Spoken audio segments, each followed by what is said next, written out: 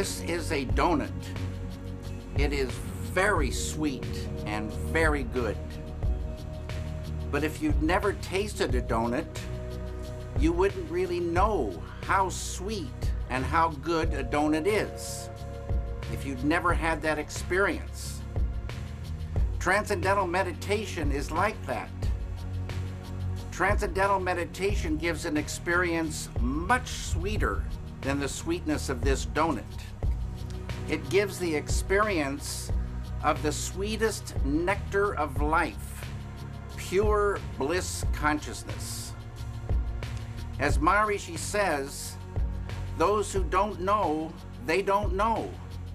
Those who know, they enjoy. I hope this following documentary gives you some good news about the sweetness of life.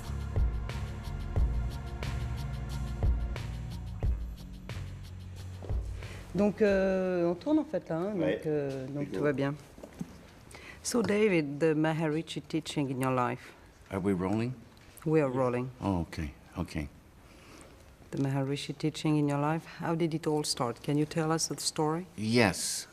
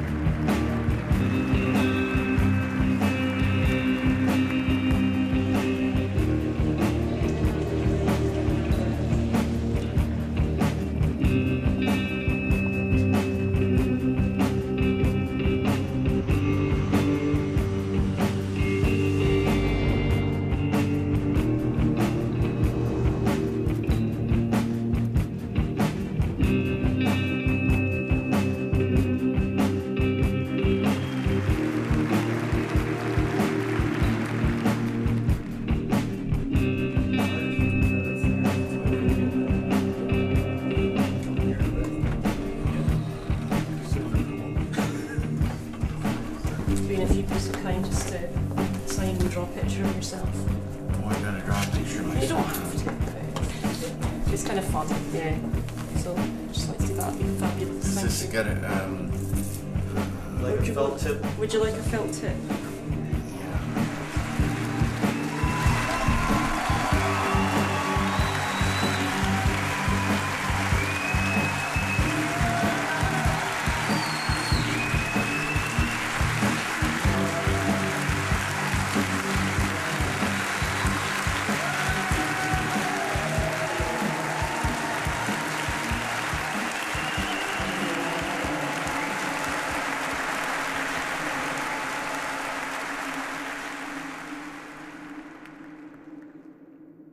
I am interested in hearing your opinion about the presentation of women and motherhood in your films. Can you explain? No. I don't think about women and motherhood. I get these ideas, and maybe later I say, oh, there's a woman here, and this woman is a mother. The idea comes first. It's not like you said, I don't set out on a theme. I don't set out to show something. I'm surprised as anybody when the idea pops in. When you settle down your mind and transcend, where goes emotion, what happens to emotions, and are they beneficial in this? Yeah, when you transcend, you go beyond thought. You just experience pure consciousness. It's like silence, but lively silence. It's like dynamic. And when you come out of there, the dive in is like that, but when you come out, the splash of that diving in is bliss. Bliss. Bliss is also intelligence. Bliss is love. Bliss is energy, because it's one thing. But you feel it as intense happiness. And the mind can sing with bliss. So it's two things. It's emotion and intellect, just sort of singing in bliss. And all these emotions that are positive in life just get more intense. But negative emotions, like sorrow, for instance, everybody knows some people that are just sad and they hold on to sorrow. Let them start diving within and experience the big ocean of bliss, happiness, and that sorrow will lift away. Could you just describe, in whichever way you like, your creative process? Yeah. Ideas. We're nothing without an idea. So I say that a desire for an idea is like a bait on a hook. And you're desiring an idea, and you have to have patience, just like you do in fishing. How deep that hook goes depends on the size of that ball of consciousness. And desire, another word for it, is like focus. Just focus on some. And it's a little bit like daydreaming. Thoughts come and thoughts come and thoughts come, and maybe, boom, an idea comes that is so thrilling. You've caught a little purple fish with red fins and little dancing speckled eyes.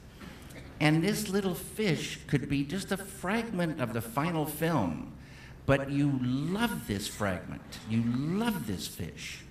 And that idea, you write it down so you won't forget it.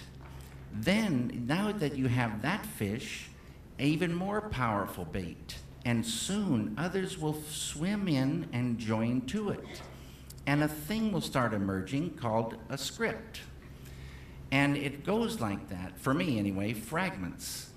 But it's all ideas coming, ideas that I fall in love with. And I'm going to fall in love with different ideas than you will, but there's billions, trillions of ideas coming.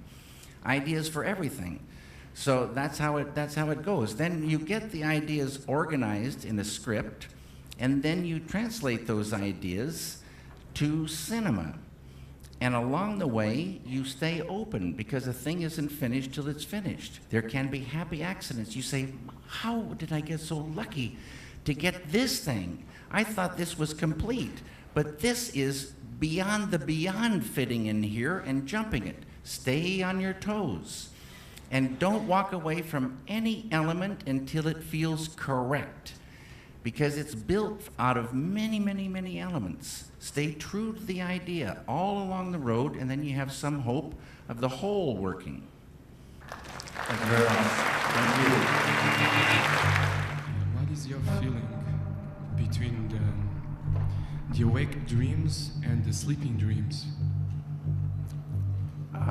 The one that's awake, you're awake, and the one you're sleeping, you're sleeping. So, yesterday you said in our news that you want to create invisible university here. What does that mean, actually? I'll tell you, invincible in this case has nothing to do with military. Zero. It's invincible, another word you could say dynamic peace.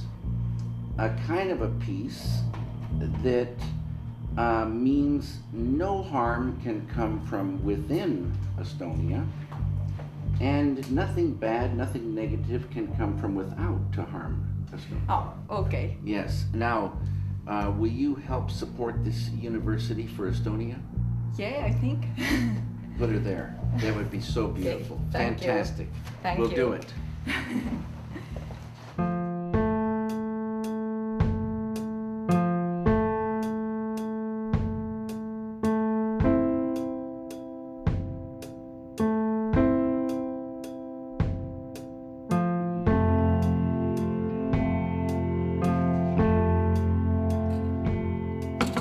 Okay. This here represents the surface of life. Surface.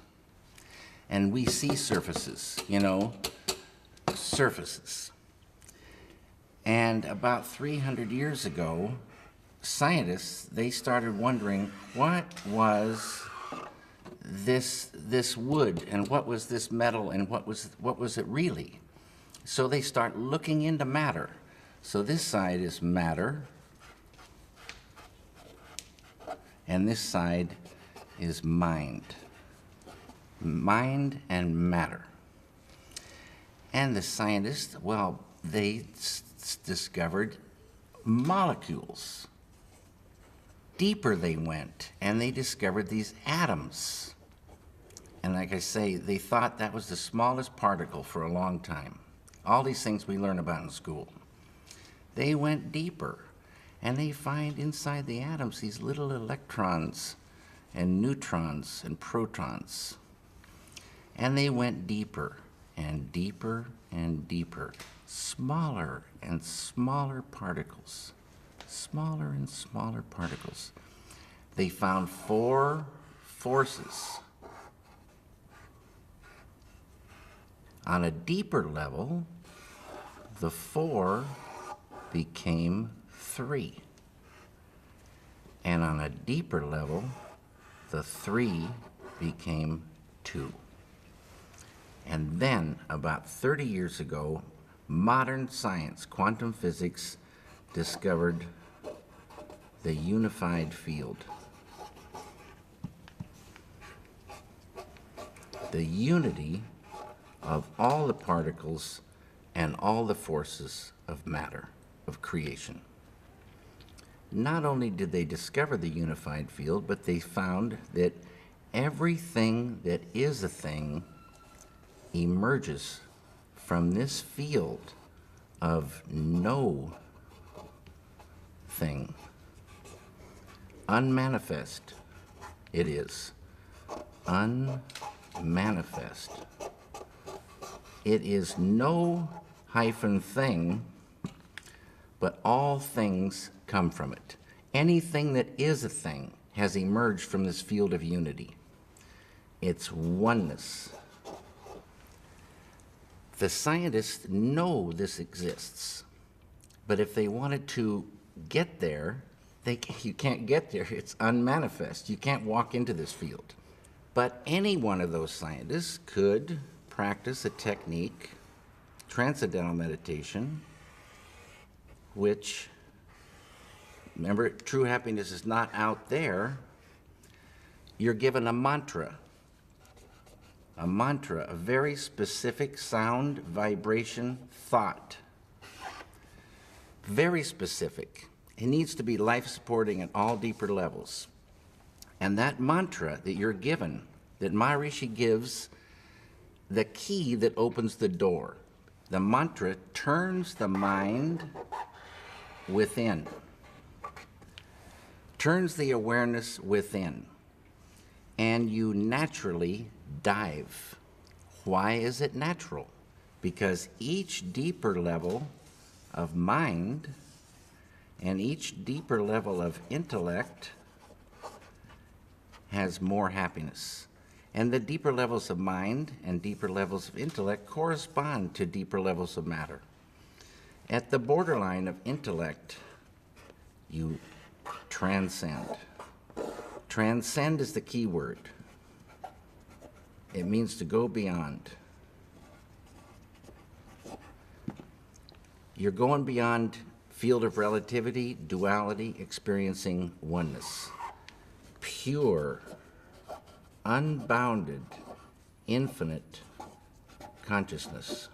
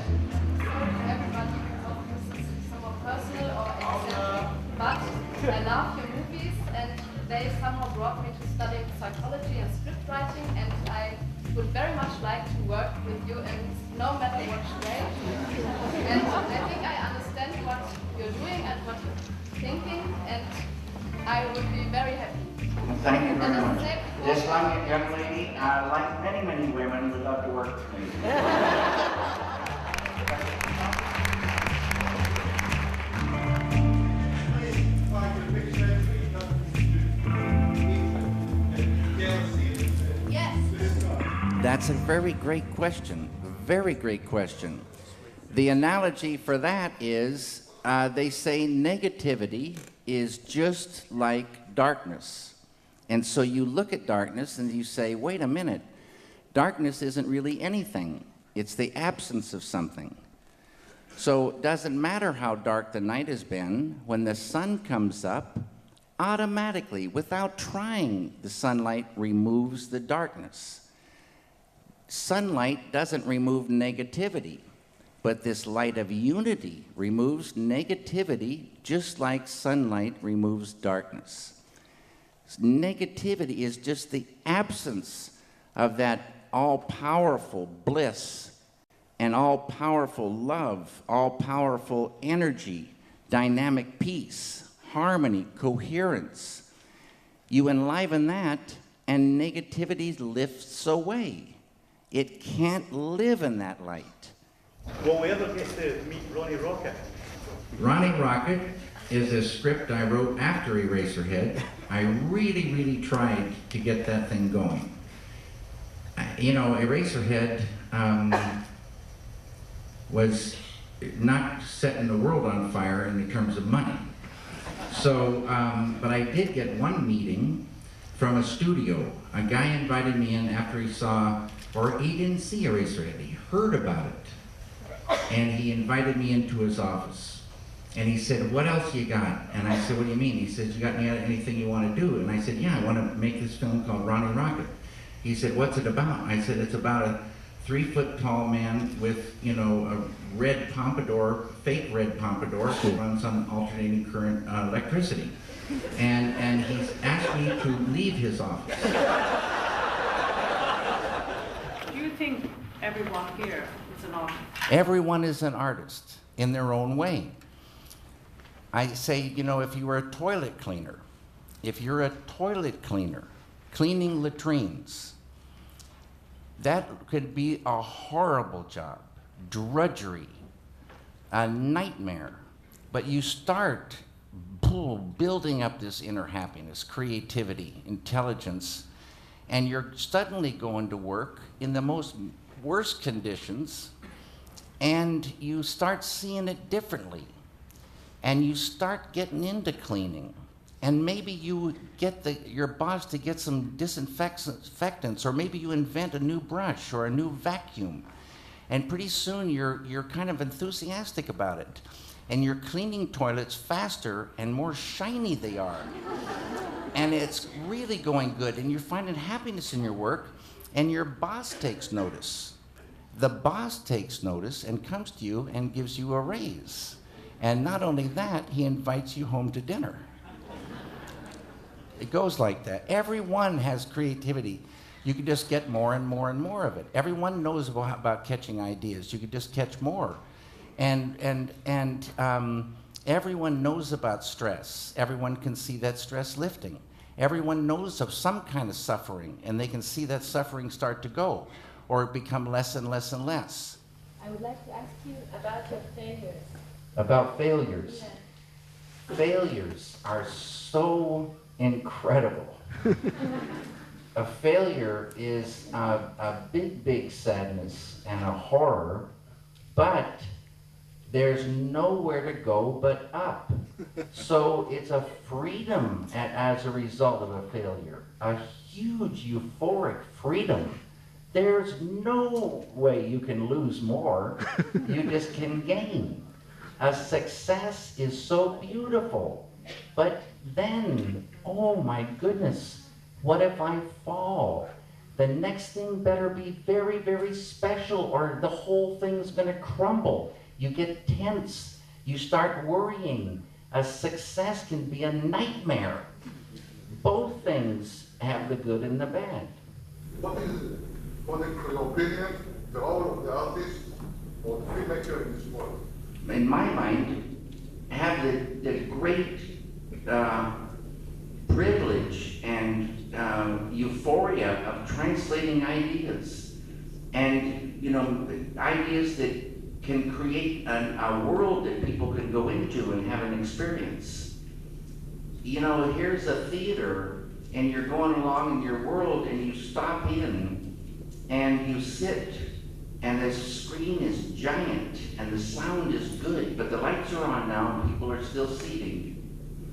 And then suddenly the lights dim, and the curtain opens, and the thing begins, and we can go into another world, and it only exists there because of that film. It's a magical, beautiful thing. Take people into another world and give them experiences. Take yourself into that other world and give yourself an experience. It's a magical medium. That's the role, to make new worlds. Could you kindly reveal how did you create the baby creature in Eraserhead? You must know, I never talk about the baby. This consciousness has qualities, infinite creativity, intelligence, energy, love, power, and bliss. Dynamic peace. Always been there, never had a beginning, it is and it will be forever. Unbounded, infinite, eternal, immutable, immortal consciousness, fullness. Any human being can experience this easily and effortlessly with transcendental meditation. Transcendental meditation is just a vehicle to get you here.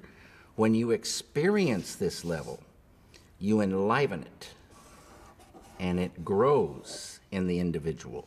So if you started with a ball of consciousness this big, everyone has consciousness.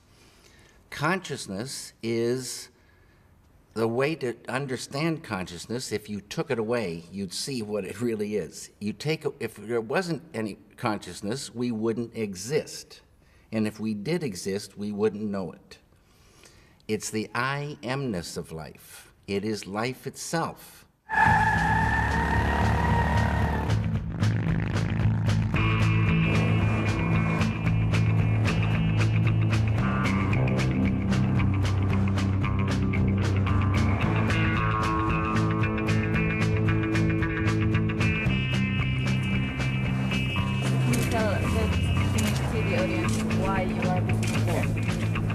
I'm visiting here to establish Invincible Finland University.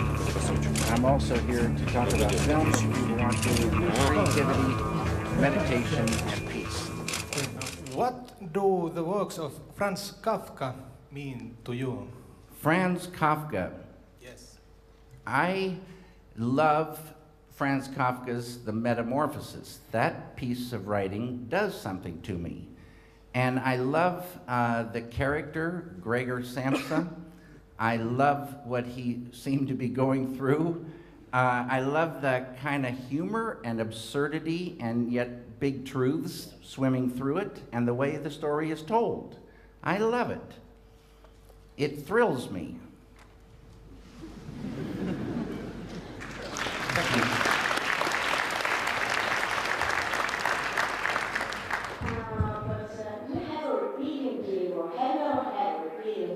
Yes, I did have a repeating dream.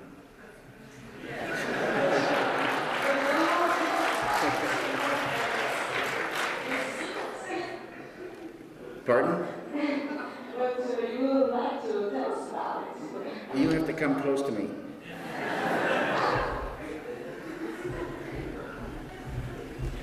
Okay, now you stand, right there. Okay, I had this repeating dream, and I'm in the desert, and the desert is completely empty and flat. And way in the distance, I see my father start walking toward me, and there's the heat waves. And I know that I have a good father and a bad father, and I don't know which one this is. And he's walking closer and closer and closer, and all of a sudden, whoo!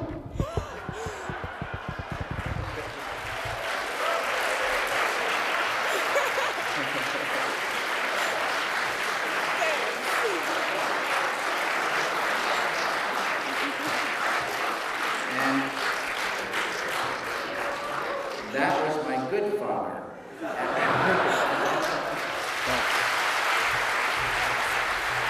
O senhor disse que o sofrimento afeta a criação de modo negativo. Como o senhor explicaria que artistas como Van Gogh e Artaud, por exemplo, produziram uma obra tão genial tendo sofrido tanto? Se eles meditassem, isso poderia desequilibrar a genialidade de suas obras? This is a very beautiful, important question. And this is part of the myth, I think. Van Gogh did suffer. He suffered a lot. But I think he didn't suffer while he was painting.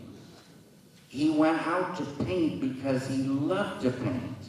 And it might have been one of the happiest, only happy times in his life when he was painting. It was so thrilling for him to be painting. But he didn't need to be suffering to do those great paintings. And I know Van Gogh would have been happier if he'd been able to transcend, dive within. And I know his work would have been as good, better, or even better than good. It stands to reason. The more you suffer, the less you want to create. If you're truly depressed, they say you can't even get out of bed, let alone create. If you're truly angry, occupies the whole brain, poisons the artist, poisons the environment, little room for creativity. And I use this example. If you have a splitting headache, and you have nausea, you're vomiting, and you have diarrhea on top of that, how much work are you going to be doing, and how much are you going to enjoy it? Give the person a technique to lift that sickness, lift that negativity, and enjoy life.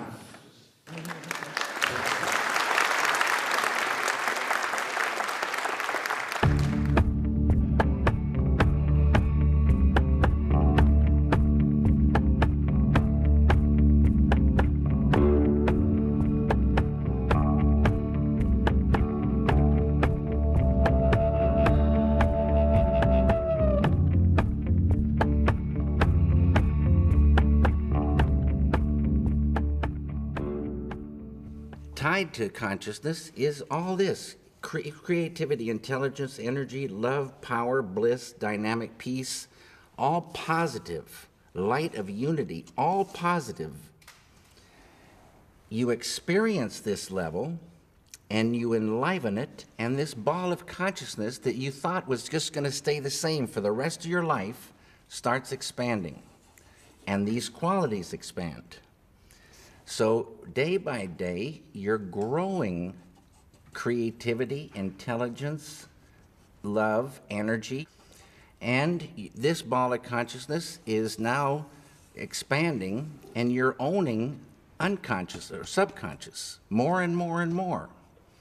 Side effect of the growth of this consciousness is negativity starts to recede, tension, I write all these things, stress, anxiety, sorrow, depression, anger, hate, fear, all starts to go. Can't live in the light of this. In schools, when there's stressed anxiety, horror stories, depression, so many people on pharmaceutical drugs, suicides, shootings, stabbings, you give a student this technique. It's easy to do. It's not concentration, it's not contemplation. Concentration, contemplation keep you right on the surface. You're not transcending. It's this field that does everything for the human being. This field. And you experience this field when you really get there and transcend. This is transcendental consciousness. It's, you know, there's so many names for this field. The Tao, Kingdom of Heaven, all these names for this one field, the absolute, totality. In Vedic language, this field is called Atma. A-T-M-A, means the self, with a capital S. Know thyself. Get there. Know it by being it. Unfold it. And what you're doing is unfolding your full potential as a human being. Your full potential of the beautiful human being is called enlightenment. And people can unfold their enlightenment.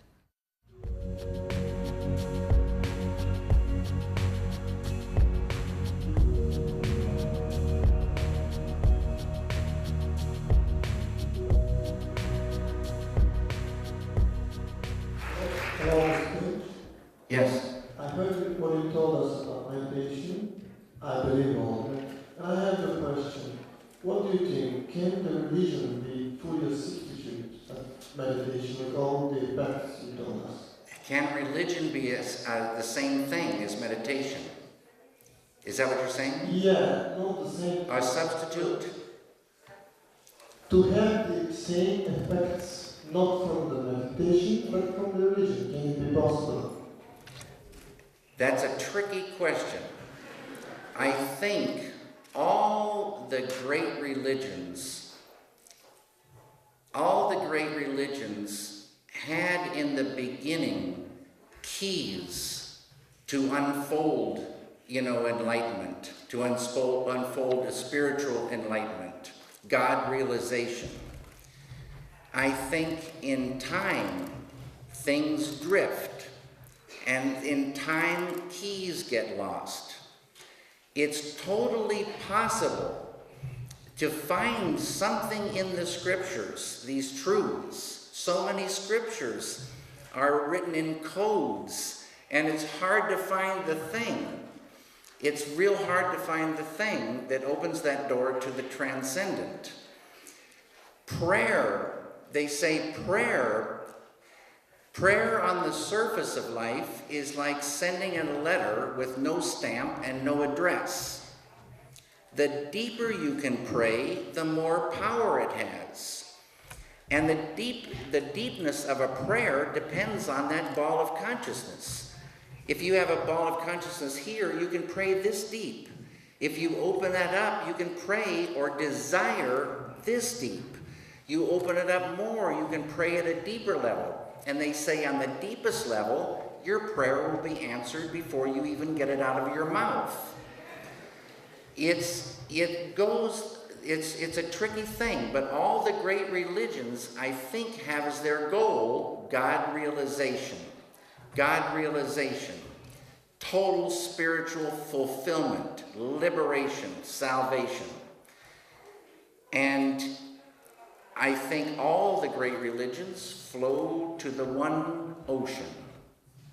And that one ocean is totality.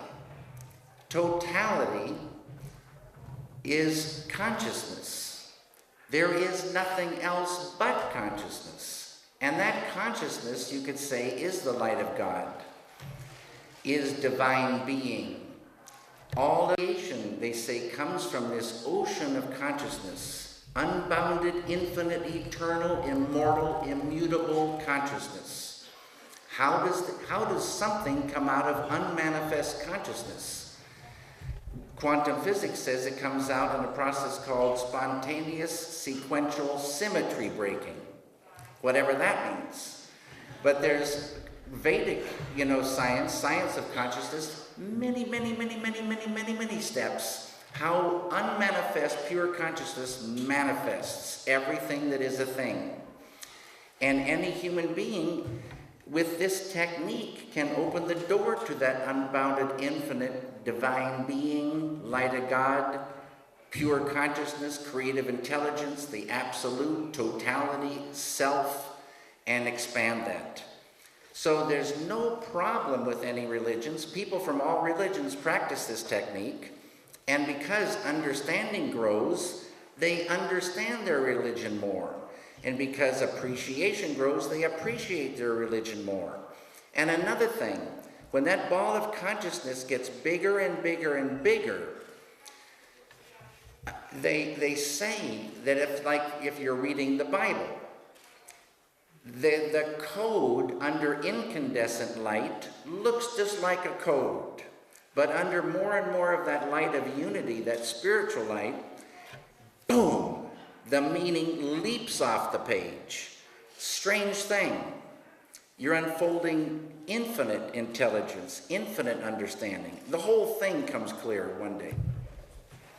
Thank you. Thank you. I know that you don't like to go into, analysing your movies, and you want to, as has been said, leave that to the viewer to take from it what they will. Right. Is that in any way influential to something which I see as being quite central to both Mulholland Drive and Inland Empire, which is the statement, actions have consequences? Sure. But it's not a message thing in there, but there are, when you make an action, there's consequences. Everybody knows that. And so they say, what you sow is what you reap. If you plant wheat, you may wish corn was coming up, but wheat is going to come up. The question is, when is it going to come up? And that's a thing like with O.J. Simpson. O.J. Simpson walked out, free. Everybody knows he did that thing. He said he was going, yeah, we got to keep it quiet. And so when is it going to come back and bite him? And everybody says, well, it must not be what you sow is what you reap. O.J. Simpson walked out, but it will come back and bite him. How does it make a difference between real experiences and imaginary ones in meditation? That's a good question. It's like you could sit like the thirsty man. You can sit with your empty glass and imagine water, and it will not quench your thirst. You can sit and wish for water, but it won't fill that glass up. But if you dip that glass in the cool water of the well and bring it up and drink it, it will quench your thirst. There's no denying this experience of transcending. And man, you are not angry anymore? No, I told you, that anger lifted away without trying. Poison to the artist, poison to the environment, poison to the human being, lifts away without trying. But it's not that you become numb No. and sleepy and don't want to work. You get more energy, more enjoyment of the doing. And negativity lifting means that conduit of the flow of ideas, the flow of creativity, is not cramped by that. Negativity restricts that flow. So, you know, and you can still have righteous anger, being very strongly for something or against something, beautiful. But the kind of anger that is just bitter, just like selfish kind of anger, no one wants to be around this kind of person, and the person's poisoning themselves. The person can't work so good. That's mind control. Negativity is really mind control. Depression controls the mind now. Can't work. Mm-hmm. Anger controls the mind. You can't work. Sorrow. Some people hold sorrow for years. And you want to visit them and cheer them up, but it doesn't do anything. You get them the chance to transcend and watch what happens. Sorrow will lift away. They'll be back on the road.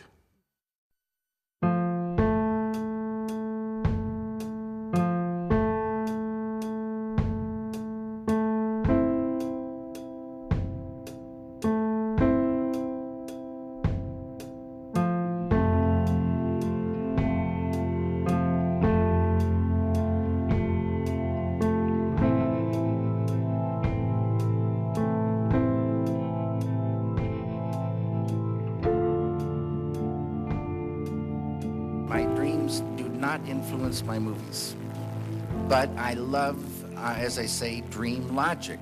Dream logic is so beautiful. I like daydreaming, and I love what cinema can do with abstractions. Dreams are very abstract, and as dream logic is something that cinema can say. Cinema being sound and picture flowing together in time.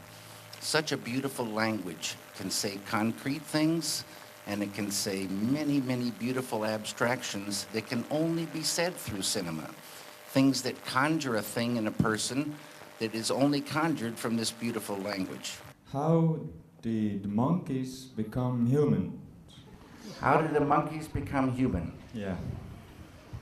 This is what I've heard. They graduate.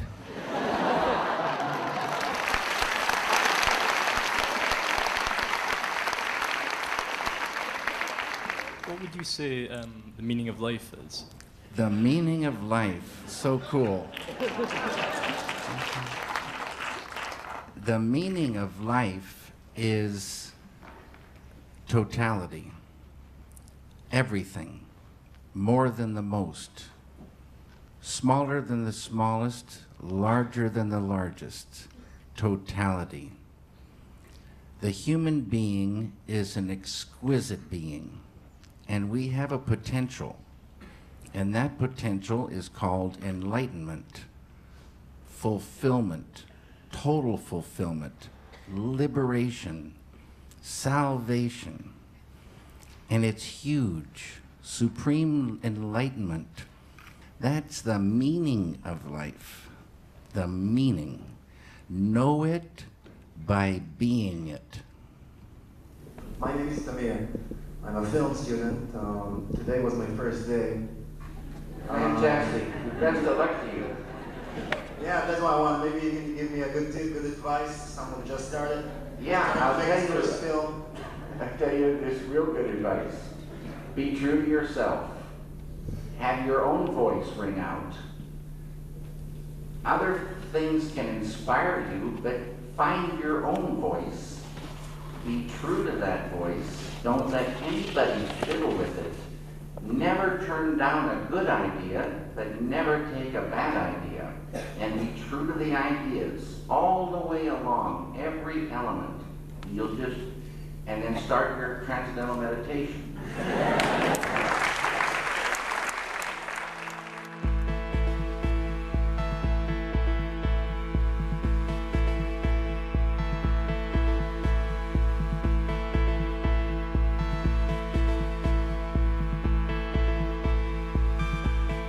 I've just read the the little leaflet that has been given around, and it says that you've just returned from a 5-day visit to Israel.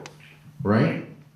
Well, I'm sorry, and I don't want to be a damper on things, but I'm appalled. I mean, it's like, I mean, Israel, David, at this point in time, how could you possibly, and what do you have to say about, I mean, how can Palestinians possibly get anything from the meditation? And what did you do there? And what do you feel about the situation there, to be a guest of the apartheid state of Israel?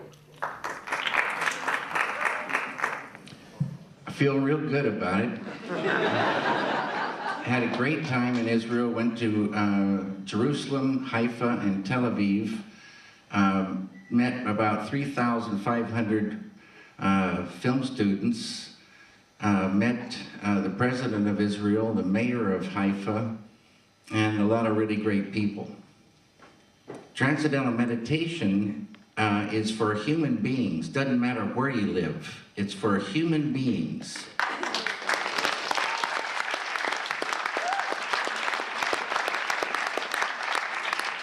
Hello, sir. While I was watching Inland Empire, at the beginning I felt that I was struggling to understand the movie. Yeah, a common occurrence. And then I felt that it was because I was trying to make it understandable for my conscious part of the brain. And then I thought, well, I'll quit that, and I'll just let it through into my unconscious part of the brain. And suddenly it all makes sense. It was like a passive way of watching cinema, instead of an active trying to understand with the rational. Yeah, that's beautiful. So beautiful. What do you have to say about that? Okay. Are you making movies for the unconscious from now on? No, if it's unconscious, you don't know it. And so, that's where meditation comes in. Because we're all on the surface of life, and we all have consciousness, but we don't all have the same amount of consciousness. The potential for the human being is infinite consciousness, enlightenment. If you take this mental technique, you get a mantra. Maharishi's mantra turns the awareness within, and you naturally dive through subtler levels of mind, intellect, and you reach the border of intellect, and you transcend, and you experience the unbounded, infinite, eternal ocean of consciousness. When you transcend, boom, you're there. It's a field of infinite happiness, bliss they call it, infinite intelligence, infinite creativity, infinite love, infinite energy. You experience this, and the experiencing of it enlivens it. You infuse it. And whatever ball of consciousness you had at the beginning starts to expand. And all those positive qualities start to expand. And when consciousness expands, you're literally making the unconscious conscious. Now, when thoughts come up, you can catch them at a deeper level. Expand the consciousness, catch thoughts, ideas at a deeper level. Huge thing for the artist. Ocean of all-knowingness. You infuse that, intuition grows. What was happening to you, and I think, in the thing, is that you just started feel-thinking, not intellectualizing, but intuiting a thing. So the experience comes, you don't get, the intellect will take you only so far. You were intuiting. Now, for the artist, intuition is the #1 tool. If it was just intellectual, you could get it in a book. But intuition is a thing. It's more than emotion. It's more than just a gut thing. It's a kind of knowing. Knowing when something isn't correct, knowing how to make it correct. Taking in information and knowing what it is. So beautiful. You practice transcendental meditation, right? And you're a proponent. You support that. Do you think that other forms of meditation are just as valid as well to anybody who's interested in meditation? That just meditating is in itself the most important thing, rather than what type of meditation it is? I'd like to say they're all the same and anyone is fine, but I don't believe that. There's The key to me is transcend. Transcend. Experience the deepest level of life. All forms of legitimate meditation have as their goal enlightenment.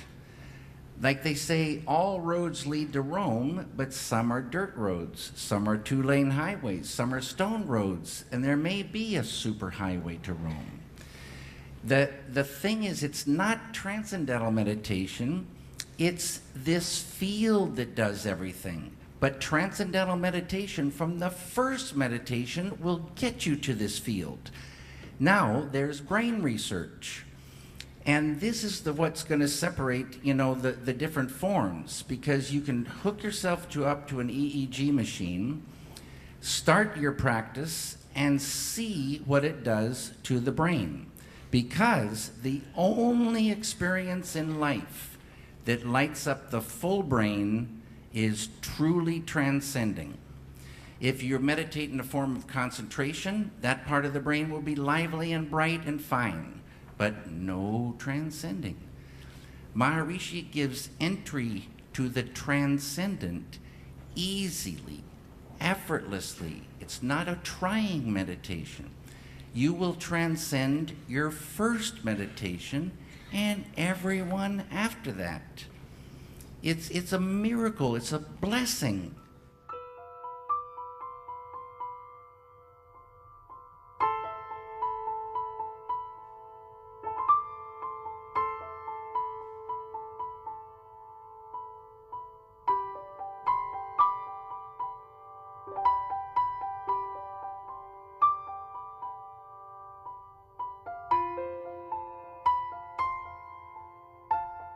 You started 34 years ago to go deeper and deeper into that spiritual journey, but it's lately only that you decided to go public about it more and more. What was the ignition point, or in your life or in the world, that made you want to talk about it? What happened? This right here, Water the Root Peace Creating Group. This one here, I don't know where over there. This is the individual here, and the same phenomenon happens with a group.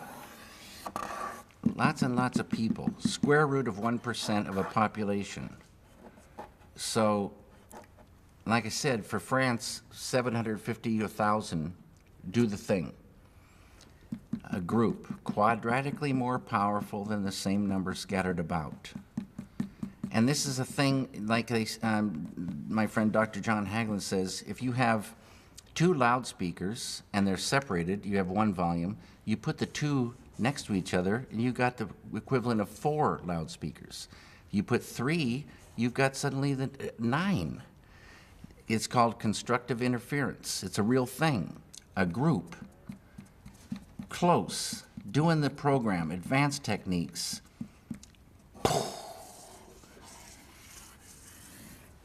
Day by day. Just like when you want to get electricity to the people, you build a power plant, generate that electricity, and they get it.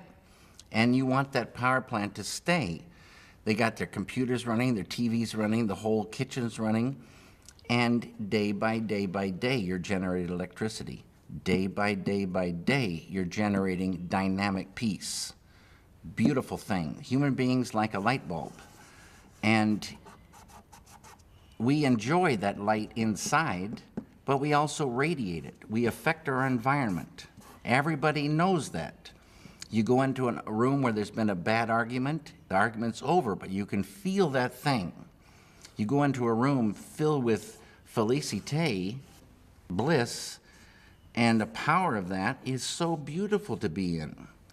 And this group radiates that. Side effect, negativity goes. Enmity and the enemy goes. Without trying. Unified field. Mm-hmm. That's our big, big, big friend.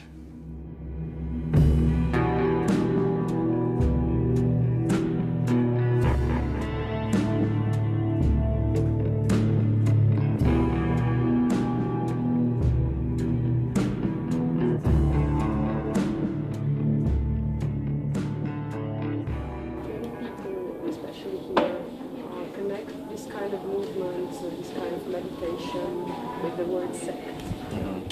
This is the old way of thinking. I don't want to belong to any sect. I'm an artist. I don't want to be part of any kind of sect. It's not a sect. It's a technique that fuels all fantastic things. And I don't want another religion. This isn't a religion.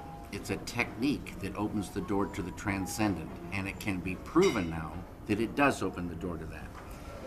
All these misunderstandings, you know, nobody is getting rich. Huge amounts of money are being spent to help humanity.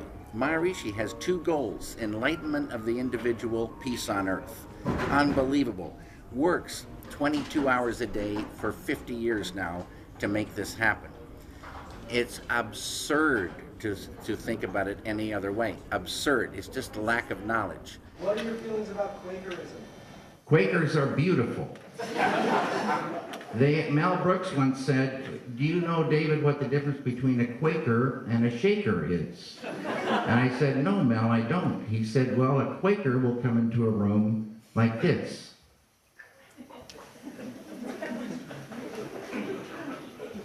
And a Shaker will come into the room like this." My first wife went to a Quaker school, a friend's school in Philadelphia. Probably the only peaceful place in Philadelphia. Yes. David, right here. Thank you. Thank you. I just got one question. I didn't understand the point about transcendence. Because before you were talking about consciousness. Yes. And that without consciousness, you were truly saying there is no life. That is true indeed. But on the other hand, you're saying you have to transcend. And as you very low following, transcendence is the opposite of consciousness. No. When you transcend means to go beyond. So, okay. We're talking about words. Transcend, in the way I'm talking about it, means to go beyond. You go beyond the thought to pure, no-thought consciousness. Beyond what? Beyond the field of duality, experience oneness. Beyond thought, pure consciousness. Beyond the field of relative to non-relative absolute. That's what you go beyond. That's exactly beyond consciousness. No, it's pure consciousness. Pure consciousness. And you get wet with that, infuse that, and grow that consciousness. Oh, I got it. Okay. Bless your heart. Hi, David. How you doing? Good. Just wondered, sort of a general filmmaking question. What drives you to make a film? What makes you go for one particular idea and make a full feature film out of it? You're going down the street, and girls are passing by. Pretty, nice-looking girls. It's not doing it, though. You round a corner, and boom, there she is. No question about it, and you are in love. This is the thing. That's what drives you.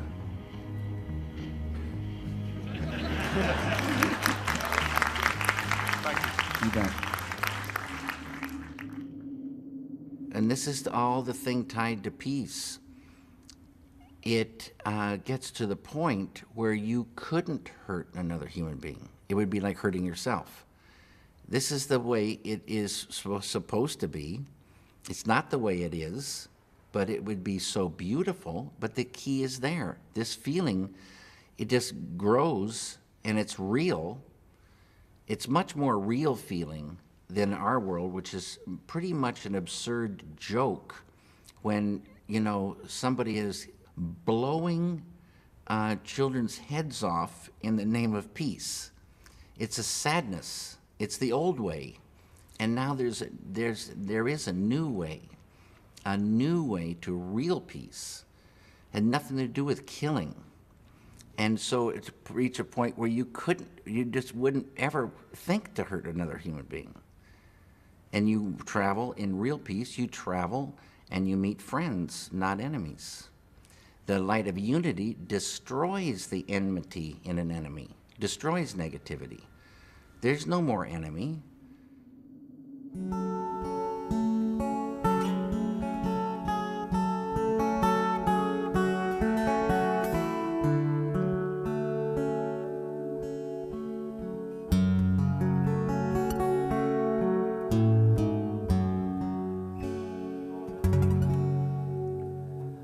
How blessed the forest with bird song. How neat the cartpeat laid so long.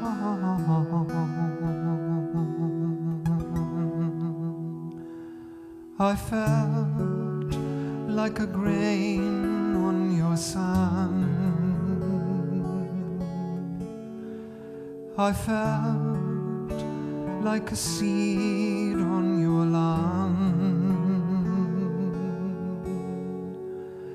I felt like a tide left me.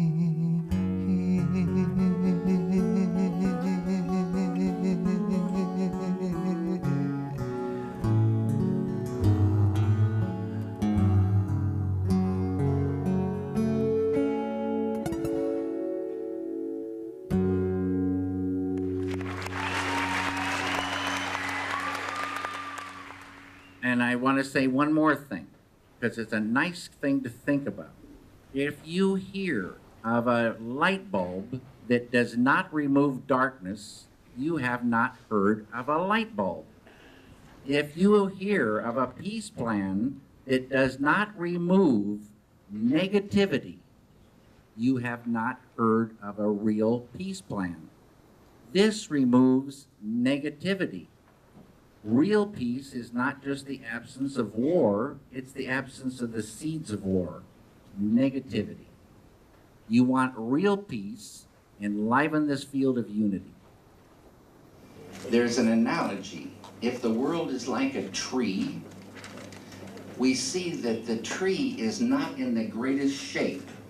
The leaves are turning yellow and they're turning brown. The branches are drooping. The tree is not healthy. Up till now, we've been trying. We chased one leaf at a time, try to make it green. Surface cures, surface cures. As soon as maybe we get one leaf green, 6 more leaves behind us are turning yellow. It's a never-ending horror story.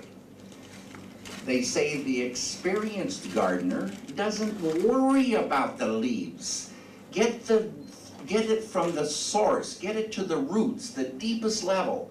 Bring that nourishment from the deepest level. Unified field, always been there, infinite, eternal.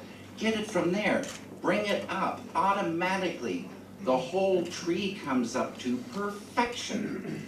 It's a never-ending story because a piece on the surface, it doesn't address the seeds of war. All that hate, all that anger, all that sorrow, despair, tension. It's a piece of paper. But underneath you enliven that, the thing changes. The hate goes, the hate lifts. A man goes to bed filled with anger, wakes up and wonders where it went. This is a true phenomenon. The technologies exist to enliven this deepest level, and watch what happens.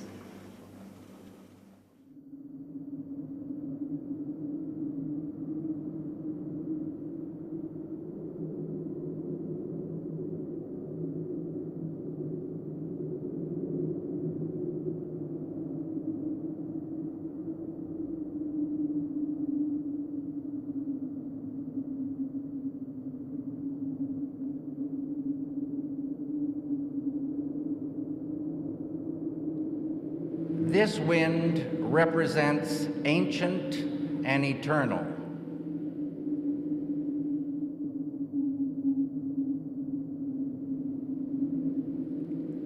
This ocean represents the ocean within every human being. And this ocean is an ocean of consciousness. And it is a big ocean. It is unbounded and infinite. And this ocean of consciousness within has qualities. So it is an ocean of infinite intelligence, creativity, happiness, known as bliss, infinite universal love, energy, dynamic peace. When a human being, any human being, dives within and experiences this ocean, swims in this ocean, life gets better and better and better. This is the within that they've always been talking about throughout time.